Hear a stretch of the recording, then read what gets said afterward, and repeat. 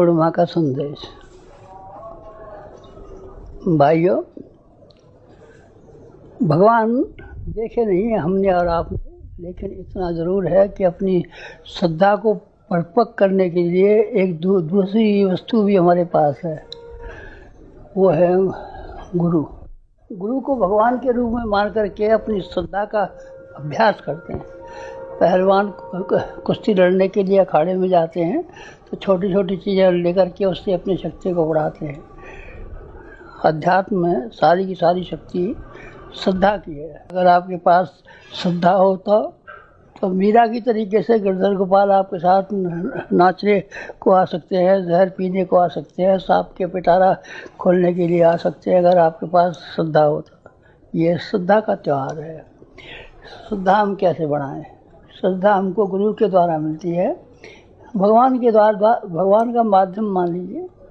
बिजली जो पैदा होती है सारे विश्व में भरी हुई है, पर हमको तो जनरेटर से मिलती है ना, मीटर से मिलती है ना। मीटर और जनरेटर अगर हमारे पास ना हो तो फिर वो जो बिजली सारे विश्व ब्रह्मांड में समाई हुई है उसका लाभ कैसे मिलेगा हमको? इसीलिए गुरु के माध्यम से लाभ मिलता है। गुरु की उपयोगिता मानी गई है। किसी और के बारे में तो मैं क्या कहूँ और किसकी तो क्या बताऊँ। हमारी अपनी साधना और उपासना नगण्य है। 24 लाख के परीक्षण किए तो क्या मतलब? 24 परीक्षण कोई भी कर सकता है। फालतू आदमी बैठा रहे जिसके पास कुछ काम ना हो, बाबा जी हैं भीख मांगते हैं और अपना पेट भर लेते हैं, उनको 24 लाख क्या 48 हज़ार कर सकते हैं एक साल में? बड़ी बात नहीं है। तब क्या है बड़ी बात?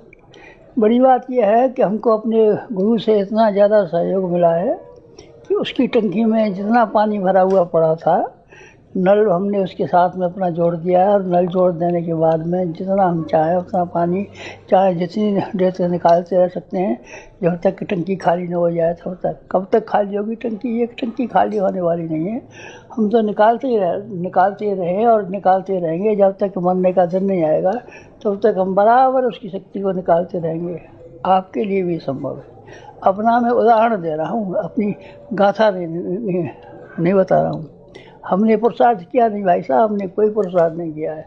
हमने तो केवल आज्ञा पालन का खिलौने की तरीके से, जैसे चाबी वाले खिलौने होते हैं, मास्टर चाबी भर देता है तो वो खिलौने भागते हुए चले जाते हैं, हमने तो वही काम किया है। हमने तो साइकिल का काम किया है। सवार अपने पैर घुमा देता है तो साइकिल भागना शुरू कर देती है।